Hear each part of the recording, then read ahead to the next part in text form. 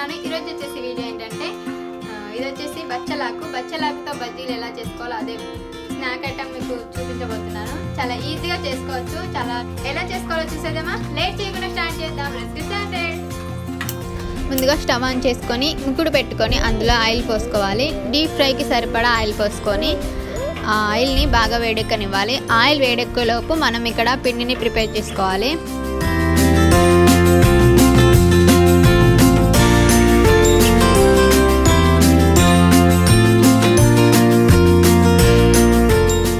కావాల్సిన పదార్థాలు ఏంటంటే శనగపిండి, ఇది వచ్చేసి బచ్చలకు రాగులు శుభ్రంగా కడిగి పక్కన పెట్టేసుకోండి.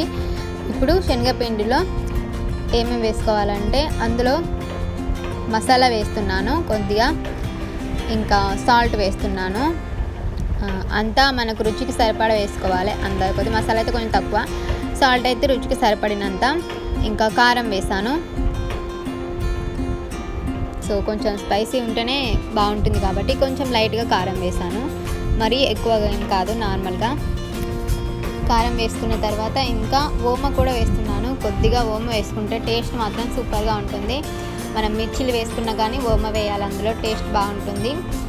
ఓమ వేసిన తర్వాత కొంచెం జీలకర్ర కూడా వేస్తున్నాను, అది కూడా ఫ్లేవర్ బాగుంటుంది. జీలకర్ర వేస్తే టేస్ట్ బాగుంటుంది.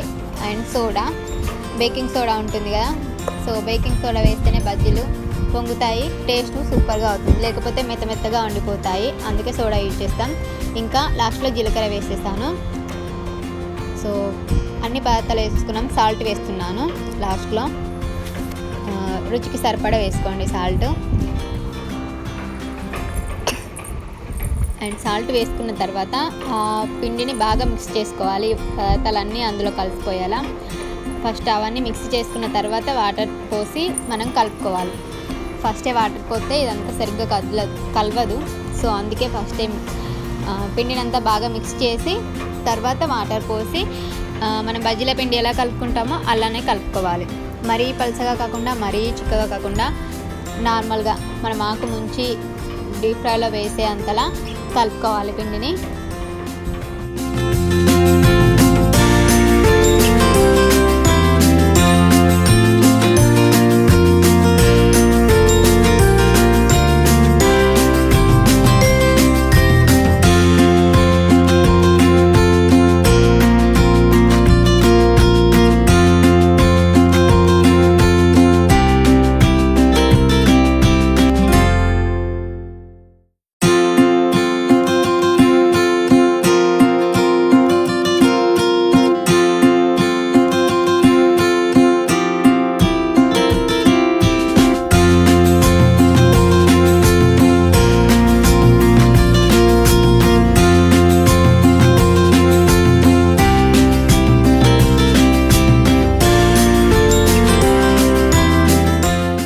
పిండి కలుపుకోవడం అయితే అయిపోయింది. ఇప్పుడు ఆకును అందులో ముంచి డీప్ ఫ్రైలో ఆలోపు ఆయిల్ వేడెక్కుతుంది. మనం పిండి కలిపేలోపు ఆయిల్ కూడా వేడెక్కినట్టుగానే ఉంది. సో ఇప్పుడు ఆకును ముంచి అందులో వేస్తే మనకు బజ్జీలు అయిపోతుంటాయి. సో చూడండి, డీప్ ఫ్రైకి సరిపడా ఆయిల్ వేడెక్కిందా లేదో చూసుకొని ఇప్పుడు ఆకును అందులో ముంచి బజ్జీలాగా వేసుకుంటే మన బచ్చలకూర బజ్జీలు రెడీ అయినట్టే. సో ఫస్టే సిమ్లో పెట్టుకొని బజ్జీలు వేసిన తర్వాత మంట పెద్దగా పెడితే మనకు చేతు కాలకుండా ఉంటుంది, వేడి దగడు అనేది తాగకుండా. చాలా జాగ్రత్తగా వేసుకోవాలి, ఎందుకంటే డీప్ ఫ్రై చేస్తున్నప్పుడు వాటరు అన్నీ దూరంగా ఉండేలా చూసుకోండి. సో ఇప్పుడు ఇలా బజ్జీలు ఆకును అలా ముంచి డీప్ ఫ్రైలో వేస్తే మనకు బజ్జీలు రెడీ అవుతున్నాయి, కాలుతున్నాయి. బ్రౌన్ కలర్ వచ్చేంత వరకు ఈ బజ్జీలను మనం గోలించుకోవాలి ఆయిల్లో. బజ్జీ బాగా గోలితేనే టేస్ట్ మంచిగా ఉంటుంది. లోపల పిండి పల్చగా పచ్చిగా కాకుండా మంచిగా లోపల పిండి కూడా బాగా గోలేంత వరకు మనం గోలించుకోవాలి. బ్రౌన్ కలర్ వచ్చిందంటే గోలినట్టే. సో ఒక 10 minutes అవుతుంది ఫస్ట్ వాయి కాబట్టి. సో సెకండ్ వాయి అయితే బాగా వేడెక్కుతుంది కాబట్టి జల్దీ కాలుతాయి బజ్జీలు. సో అటు ఇటు తిప్పుకుంటూ మనం గోలించుకోవాలి బజ్జీని. బ్రౌన్ కలర్ వచ్చేంత వరకు గోలించుకొని తర్వాత తీసుకోవాలి.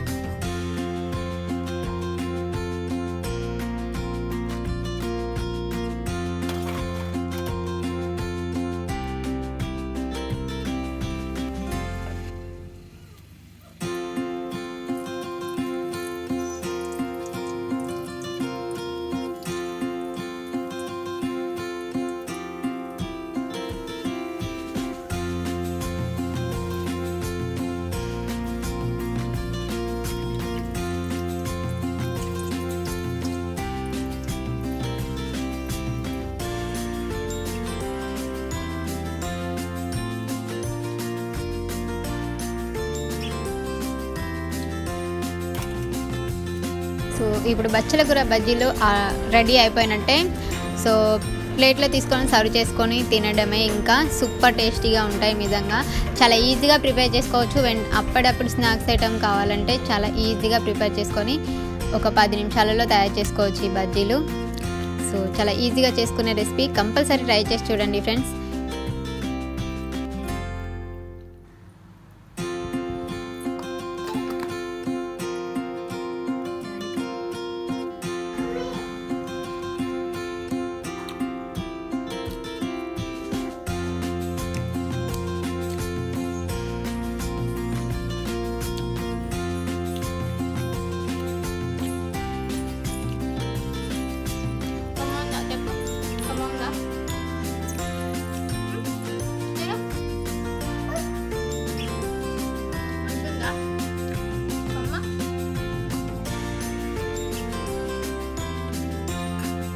వీడియో నచ్చితే లైక్ చేయండి, షేర్ చేయండి, కమెంట్ చేయండి ఎలా ఉందనేసి.